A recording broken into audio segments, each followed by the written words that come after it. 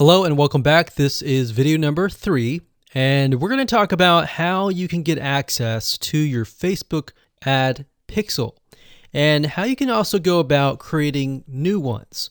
So all you have to do is simply go to business.facebook.com and log into your business manager, as we talked briefly about this in the previous video. And up at the top, you want to put your mouse over here. And to the right, you're going to see Measure and Report. And underneath this, you're going to see Events Manager and Pixels. So what you want to do is you can either click on Pixels or Event Manager. In this case, we'll click on Pixels.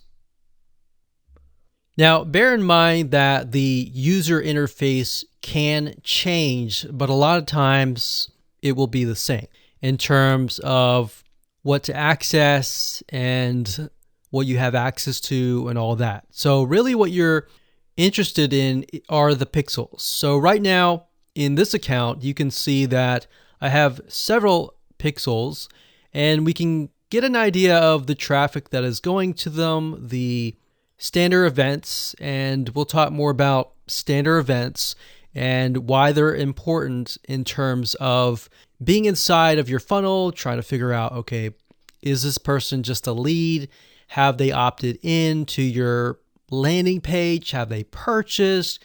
Have they taken a certain action? So it's wise to create different standard events to get a better idea of who completes certain actions within your funnel. Otherwise, you're not going to know, right? So to create a pixel, all you have to do is click on Add New Data Source, click on Facebook Pixel, and it'll bring up a menu that looks like this.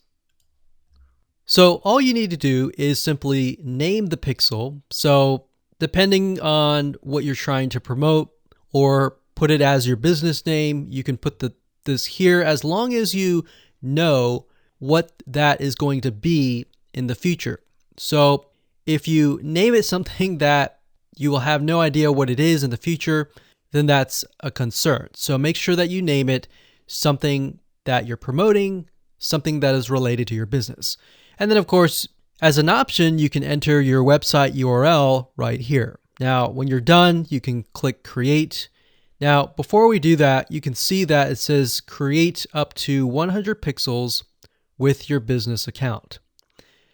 Now, I will say that if you're promoting different products, you may want to have a different pixel for different products.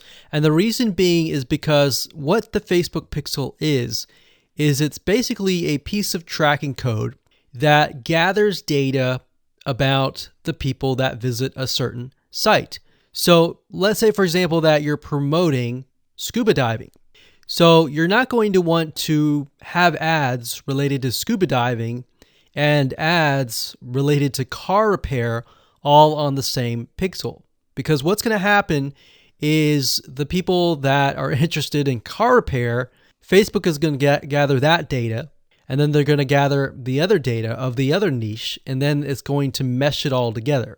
So the purpose of the pixel is not just for tracking, but to tell Facebook what kind of customer that you are trying to attract. Because later down the road, as you begin to collect the data, you begin to train the pixel, as they say, then you will be able to create lookalike audiences where you can tell Facebook and say, hey, go out and find customers similar to the people that are visiting this page where the pixel is located. So you want to make sure that you have totally different pixels for totally different niches. So just keep that in mind when you create your pixels. So go ahead and do that, click Create, and you're good to go. Okay, so once you create the pixel and you fill in your name and the website URL, you're going to see this pop-up. The next thing you need to do is get your pixel code. Now, it gives you 3 different options, and of course, like I said, Facebook can change. They change their user face a lot. But what you're looking for is the manually install pixel code yourself. Now, If you want to email these pixels to your developer, you can do that via the third option, but we're going to click this. So as you can see here, it says step number 1, locate the header code for your website. So what we want to do is we want to find the pixel, which is this item here. So if I click this, it will immediately copy the pixel. So right now I have the code on my clipboard. Now we're going to need to insert that code, as Facebook is saying, in the head tags. Now, if you do not know HTML and you want to give it to your developer, that's fine.